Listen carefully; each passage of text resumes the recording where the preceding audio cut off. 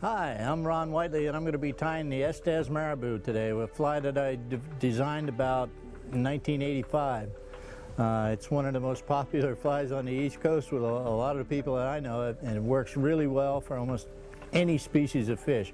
I've even caught mullet on it, if you believe that have hit it, which is unusual, but it does work on everything, from striped bass to sharks and everything.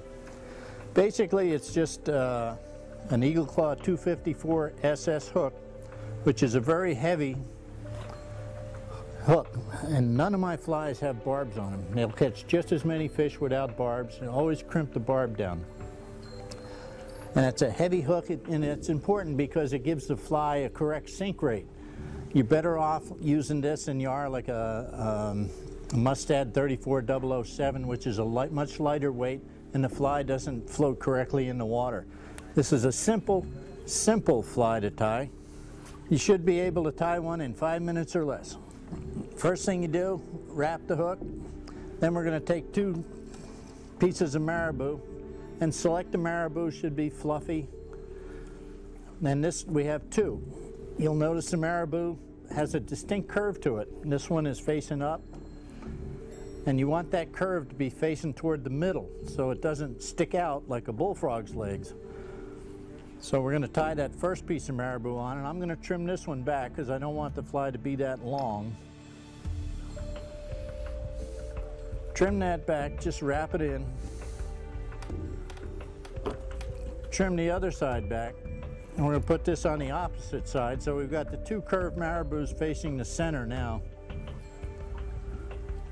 Going to wrap that one on there. Now we're going to take a little bit of chartreuse. Put some chartreuse on the back.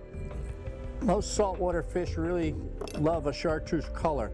And if you look at most saltwater bait fish, they have a greenish top to them, particularly in a lot of the herrings that the fish feed on. We're going to wrap that in. And we're not being fancy about this. The other element we want to add to this mix is a little flash. Cut a little flash, put it right on the side of the fly.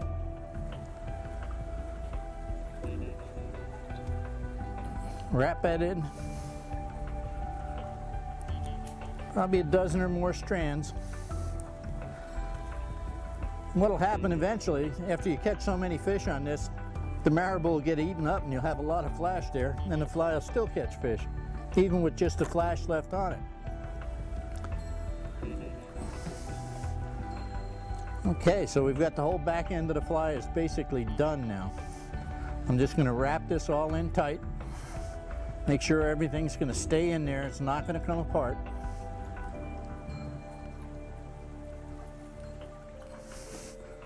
Now at this point I'm going to take some super glue. You want a very viscous super glue that's going to soak into the thread, soak everything.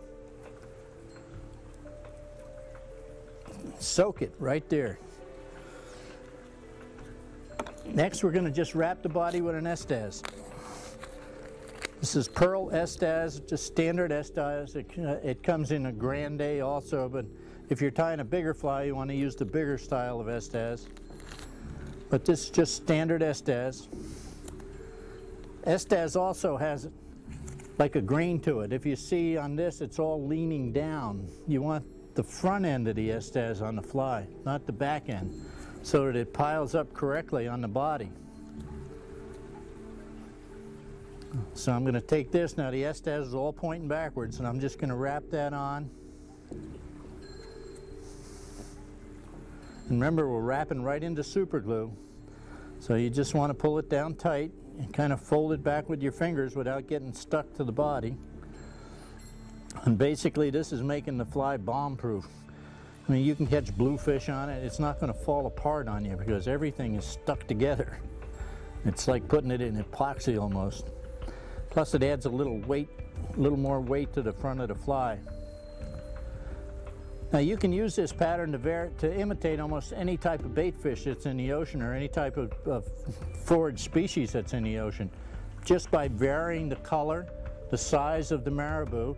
You can go with a brown or dark brown or chocolate color root beer Estaz and imitate crabs, shrimp, and all kinds of different things. I'm just putting a little chartreuse on the back of the fly. and we're going to tie it off. You want to make a red spot in the front, or a spot in the front, so that it looks like an eye. When a predator swims up to this, you want them to think it's another little fish. So in this case, we're using a red thread, which seemed to work better here in Florida, but I've used black. It works good up north for striped bass. Another drop of super glue on the thread. Fly's not going anywhere. Back to the acoustic properties. It's fat in the front, so when it goes through the water, it pushes a bow wave out, just like a fish swimming through the water, pushing a bow wave. And the marabou, as you strip it, makes a wiggle like that. And it's called, the technique to use it is called the whitely wiggle, and it's used all over New England, and here in Florida you'll see it in a lot of fishing reports, and along with the fly. That's the proper way to fish the fly, is to vibrate your rod tip as you strip it and give it quick strips like that to make it wiggle. And what that does is it puts that bow wave in the water, and it puts the wiggle in the marabou, which is the acoustic representation of a bait fish. It's the same sound that a bait fish makes.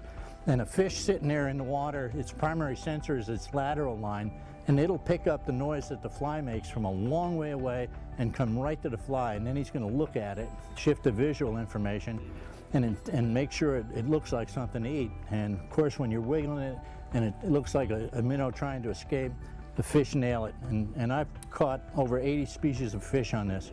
It's absolutely incredible what you can catch on it. And again, varying the colors and varying the size and the types of material, you can imitate just about anything from a shrimp to a crab to a silver-side minnow, sand eel, you know, tie it very sparse or very thick to do a herring. And that's it. Very effective fly. Takes 5 minutes to tie.